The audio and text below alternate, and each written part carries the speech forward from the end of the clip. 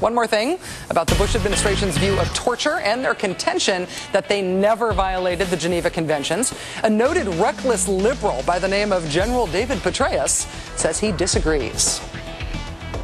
When we have taken steps that have violated the Geneva Convention, we rightly have been criticized. And so as we move forward, I think it's important to, again, live our values, to live the agreements that we have made in the international justice arena, and to practice those. That is the head of U.S. Central Command, the man once in charge of running the war in Iraq, publicly stating his belief that thanks to Bush Cheney, we broke international law. Witness for the prosecution, anyone? Dick Cheney and his daughter Liz have now made so many appearances on television that it is becoming statistically unlikely that they will be able to continue to reject the advances of this show for long. Ultimately, if they keep doing this much TV, one or both of them is going to end up as a guest on this show just as a rounding error. And if that happens, please, please, please, we pretty much know exactly what they will want to talk about. There are reports that show specifically what we gained as a result of this activity. There are documents that show the intelligence we gained from that program. But when you've got memos out there that show precisely how much was achieved and how lives were saved as a result of these policies, they won't release those. Well, gosh, he's going to the National Archives. I'm happy to provide them with the room number of the office he needs to go to if he wants to just declassify the memos while he's there. So far, they've refused to put out memos that were done by the CIA that I've requested be declassified that show the positive results of the detainee program. The memos are sort of the focus right now because these memos do show the effectiveness of the program.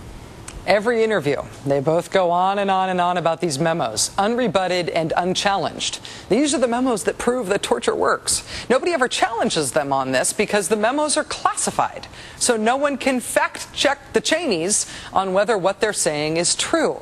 If only there were someone else who had also seen these memos, who could tell us whether Dick and Liz Cheney are telling the truth about what these memos actually say. If only there was someone. Ta-da! Turns out that someone does exist. Senator Carl Levin, chairman of the Senate Armed Services Committee, and that apparently is a job that gives him access to these same memos that Dick and Liz Cheney have been using to make their torture works arguments on the TV every day. Here's what Senator Levin had to say about them this week at the Foreign Policy Association annual dinner.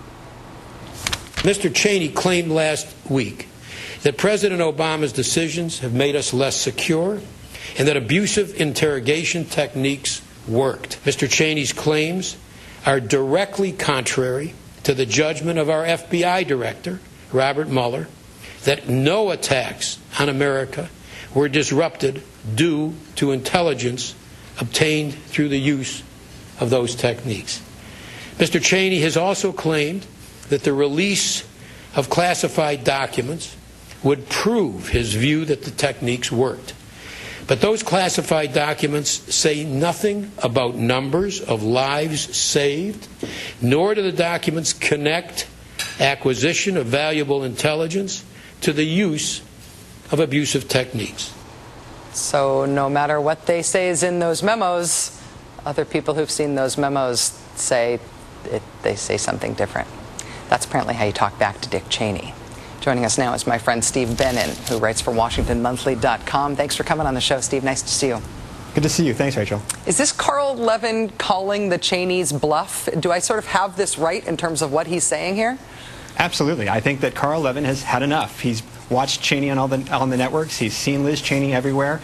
And he's saying, look, I've seen the same memos. I know what's in those memos. I know the truth. And Dick Cheney isn't telling it.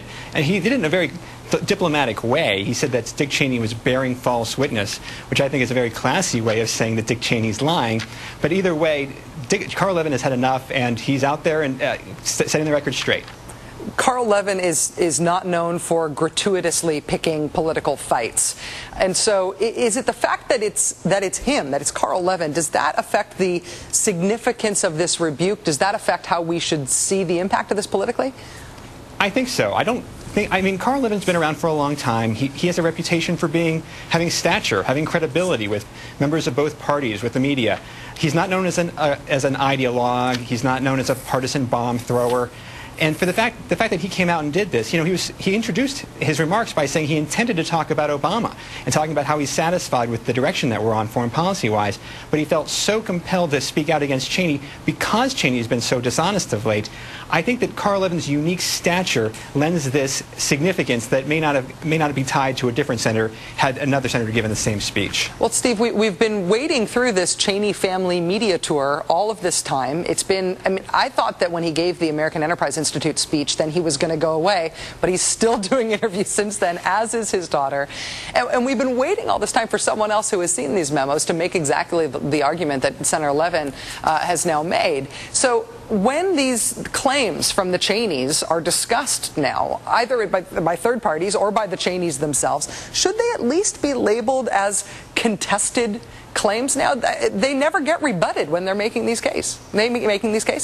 Right. I think that's part of the reason that Carl Levin did this. I mean, to a certain extent, it sets up a he said situation. On the one hand, Cheney has seen the memos and he claims one thing. Carl Levin has seen the same memos. He's claiming something else. But I think it's worth remembering, these are not two people of equal credibility here. I mean, on the one hand, Carl Levin has a reputation for being a straight shooter, for being honest. On the other hand, we have Dick Cheney, who has a reputation for being Dick Cheney. And so given that, one person of the two has earned the benefit of the doubt, and I'll give you a hint, it's not the vice president. President Bush gave a speech in Michigan last night in which he said essentially that torture works. I wonder if you think, Steve, if the whole debate starts boiling over again, all over again now that it's not just Cheney, but also former President Bush is weighing in on the subject too. Yeah, but you notice how it has a Groundhog Day quality to all of this? Yeah. You know, we could have seen the same speech from Bush and Cheney a month ago or 4 months ago or a year or 2 years ago. You know, they want to restart the debate again, but the facts haven't changed. They're still wrong, and Carl Levin is still right. Steve Bennon from WashingtonMonthly.com. Thank you so much for coming on the show tonight, Steve. It's great to see you. Thank you.